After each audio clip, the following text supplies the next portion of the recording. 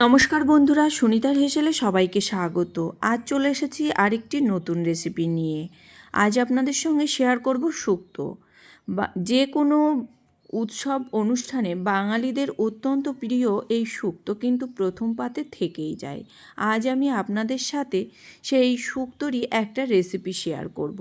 এই শুক্তো কিন্তু গরমের দিনে মাঝে মাঝেই বাড়িতে বানিয়ে থাকি, তবে কোনো রকম সবজি ভাজার ঝামেলা ছাড়াই খুবই অল্প তেলে, স্পেশাল মশলায় আর সহজ পদ্ধতিতে আজ আমি এই শুক্তো তৈরি করে দেখাবো।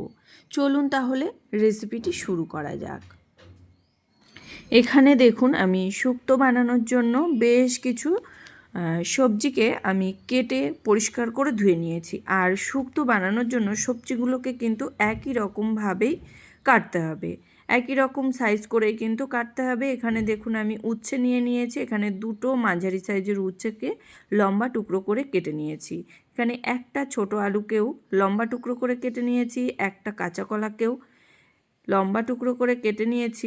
আর এখানে অর্ধেক পরিমাণে আমি বেগুন দিয়েছি, হাফ রাঙা আলু বা মিষ্টি আলু দিয়ে দিয়েছি, আর দিয়ে দিয়েছি সজনে ডাঁটা। এবার আমি ওভেনে একটা কড়াই বসিয়ে দিয়েছি, তাতে দিয়ে দিয়েছিলাম পরিমাণ মতো জল। জলটা বেশ ভালো করে গরম হয়ে গেলে ওর মধ্যেই আমি কেটে রাখা সমস্ত সবজিগুলোকে দিয়ে দেব, শুধু উচ্ছেটা বাদে। এখানে দেখুন, আমি সমস্ত সবজিগুলোকে কিন্তু দিয়ে দিয়েছি। এবার সবজির মধ্যে দিয়ে দেব স্বাদ অনুযায়ী লবণ। লবণটা দেওয়ার পরে বেশ ভালো করে একটু নাড়াচাড়া করে নেব। লবণটাকে মিশিয়ে নিয়ে এখানে ঢাকা দিয়ে রেখে দেব সবজিগুলোকে 80% মতো সেদ্ধ হওয়া পর্যন্ত।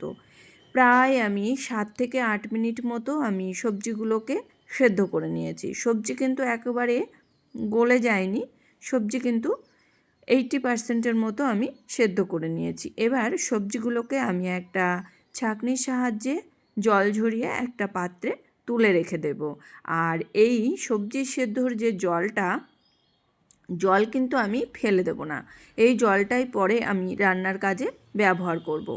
এই জলটাকেও আমি নামিয়ে একটা জায়গাতে রেখে দেব।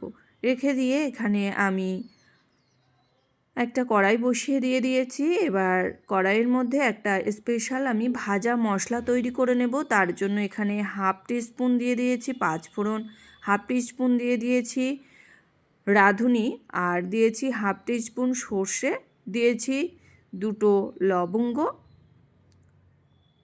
দুটো এলাচ, আর দিয়ে দিয়েছি সামান্য একটু দারুচিনি। খুব ভালো করে মশলাটাকে কিন্তু ভেজে নিতে হবে, গ্যাসের আঁচটাকে একদম কমিয়ে। মশলাটা যখন এইভাবে ফুটতে শুরু করবে তখনই মশলাটাকে আমি নামিয়ে নেব। ঠান্ডা হয়ে গেলে মশলাটা কিন্তু আমি একটা পাউডার তৈরি করে নেব। এদিকে ওভেনে আমি কড়াই বসিয়ে দিয়েছি, তাতে দিয়ে দিয়েছি পরিমাণ মতো সর্ষের তেল। এখানে 2 চামচের মতো সর্ষের তেল ব্যবহার করেছি। তেলটা খুব ভালো করে গরম হয়ে গেলে প্রথমেই এর মধ্যে আমি ডালের বড়িগুলোকে ভেজে নেব। দেখুন, এখানে ডালের বড়িগুলো কিন্তু ভাজা হয়ে গেছে। ডালের বড়িগুলোকে একটা পাত্রে তুলে নেব। তুলে নিয়ে ওই তেলের মধ্যে আমি কেটে রাখা উচ্ছেগুলোকে ভেজে নেব। উচ্ছেগুলোকে দিয়ে দিয়েছি। এবার উচ্ছের মধ্যে কিন্তু সামান্য একটু লবণ আর হলুদ দিয়ে দেব। উচ্ছেটাকে ভালো করে ভেজে নেব লবণ আর হলুদটা দিয়ে। এখানে লবণ দিয়ে উচ্ছেটা ভাজলে কিন্তু উচ্ছের যে তেতো ভাব সেটা অনেকটাই কমে আসবে। সেই কারণে সামান্য একটু লবণ আর হলুদ দিয়েই উচ্ছেটাকে বেশ লালচে কালার করে ভেজে নেব। একটু ঢাকা দিয়ে দেব।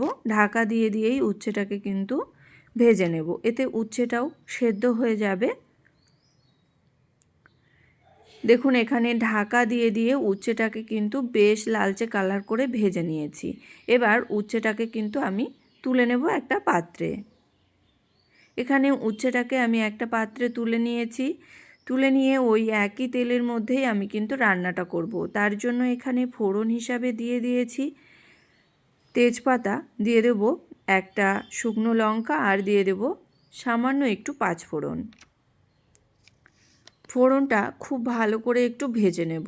ফোড়নটা দিয়ে যখন সুগন্ধ বেরোতে শুরু করবে তখনই এর মধ্যে আমি দিয়ে দেব 1 চামচ আদা বাটা।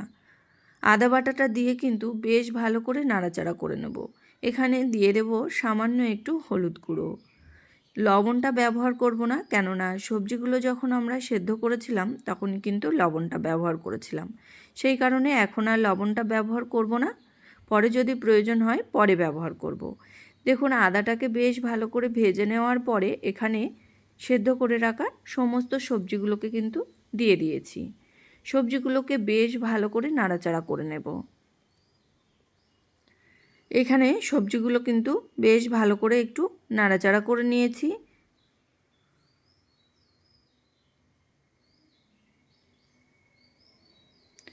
এবার এর মধ্যে আমি দিয়ে দেব 1 চামচ সর্ষে আমি বেটে নিয়েছিলাম, সেই সর্ষের পেস্ট এখানে দিয়ে দিয়েছি। সামান্য একটু জল দিয়ে দিয়েছি।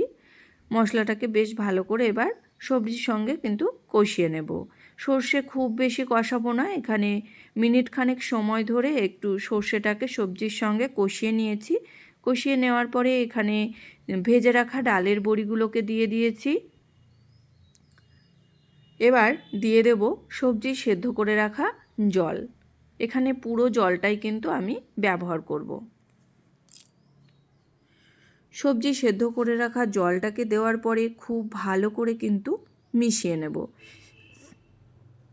দেখুন এখানে খুব ভালো করে মিশিয়ে নিয়েছি। এবার আমি ঢাকা দিয়ে রেখে দেব প্রায় 10 মিনিটের জন্য। ফিরে আসছি 10 মিনিট পর। দেখুন ফিরে এলাম 10 মিনিট পর। এখানে মিডিয়াম আঁচে আমি 10 মিনিট মতো ঢাকা দিয়ে রান্না করে নিয়েছি। খুব ভালো করে কিন্তু তরকারিটা ফুটে গেছে। এখানে সবজি কিন্তু বেশ ভালো মতন সুসিদ্ধ হয়ে গেছে। এবার এর মধ্যে আমি ভেজে রাখা উচ্ছেগুলোকে দিয়ে দেব। উচ্ছেগুলোকে দেওয়ার পরে সবজির সঙ্গে কিন্তু বেশ ভালো করে একটু মিশিয়ে নেব। দেখুন সবজিগুলো কিন্তু বেশ ভালো করে মিশিয়ে নিয়েছি।